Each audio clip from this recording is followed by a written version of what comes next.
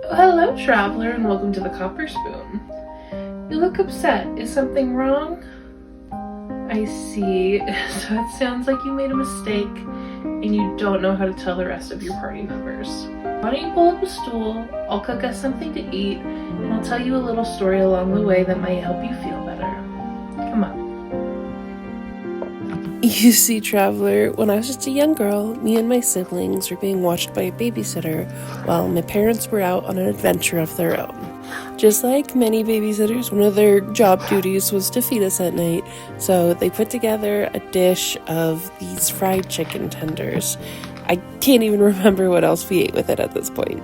I remember she seasoned the chicken well, coated it in flour, and fried it up until it was a beautiful golden brown. She served it up to us, we all dug in, and it was absolutely delicious.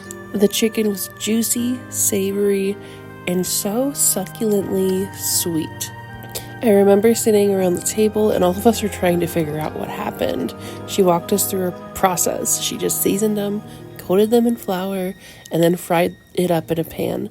There's nothing that should have been sweet inside the chicken, yet still we sat here eating this chicken that was sweet. So she went to the cupboard, grabbed out all the ingredients she used, and suddenly me and my siblings started to giggle because the container of flour that she was using was not in fact flour, but instead a little tub of powdered sugar that we put on the table whenever we had pancakes or waffles or French toast. As we were laughing, she was still so confused, asking us what was going on, and we finally told her she had not in fact coated the chicken in flour, but instead had coated it in powdered sugar. It's safe to say that she was absolutely mortified when she found out, didn't know what to do, begged us not to tell our parents, and all the while, me and my siblings are sitting there begging her to make the recipe again because it came out so delicious. I guess the moral of the story is mistakes are just mistakes.